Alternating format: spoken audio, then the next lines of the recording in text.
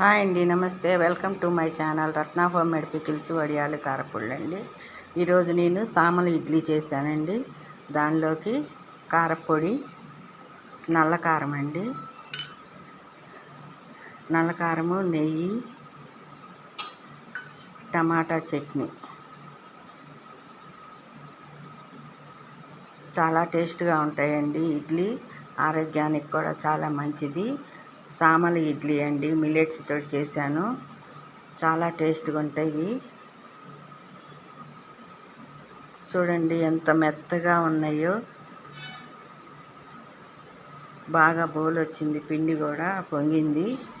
స్మూత్గా ఉన్నాయి ఇడ్లీ, స్పాంజీ లాగా.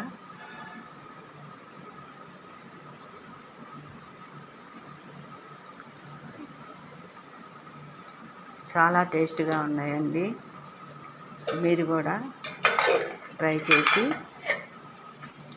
తిని చాట్లో కామెంట్ పెట్టండి. నేను ఈ కప్పుతోటి 2 కప్పులు సామలు తీసుకున్నానండి. సామలు తీసుకొని శుభ్రంగా 4-5 సార్లు కడిగేసేసి మంచినీళ్ళు పోసి 8 నుంచి 10 అవర్స్ వరకు నానబెట్టుకోవాలి. దీంతో 3/4 కప్పు వరకు మినపగుళ్ళు తీసుకున్నాను. దాంట్లో 1 స్పూన్ మెంతులు వేసాను. వేసి అవి బాగా కడిగి శుభ్రంగా నానబెట్టేసానండి. నానబెట్టేసి ఒక పిండి మనం రుబ్బుకోబోయే 10 గంటలు అయిన తర్వాత పిండి రుబ్బుకోబోయే ముందు ఒక 2 గంటల ముందు అటుకులు నానబెట్టుకోవాలి. అరకప్పు పోసుకున్నాను అటుకులు. అరకప్పు అటుకులు కూడా కడిగి శుభ్రంగా నానబెట్టుకోవాలి. తర్వాత అన్నీ మిక్సీ వేసుకోవాలండి. ముందు మినపగుళ్ళు, అటుకులు, మెంతులు మిక్సీ పట్టుకున్నాను. తర్వాత వడపోసుకొని కొర్రలు, ఈ సామలు ఉన్నాయి కదండి, సామలు గ్రైండ్ చేసుకొని 2 మిక్స్ చేసి సైంధవ లవణం వేసానండి. సాల్ట్ వేయలేదు.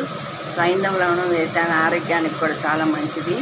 ఆ సైంధవ లవణం వేసి ఈ పిండి రుబ్బుకున్న దగ్గర నుంచి 8 అవర్స్ ఫర్మెంటేషన్ అవ్వాలండి. 8 అవర్స్ తర్వాత మనము యూజ్ చేసుకోవాలి, ఇడ్లీ వేసుకోవాలి. నేను అట్లానే చేశాను. ఇవ్వండి, పిండిలాగా ఫర్మెంటేషన్ అయింది. బాగా ఇట్లా రుబ్బుకోవాలి.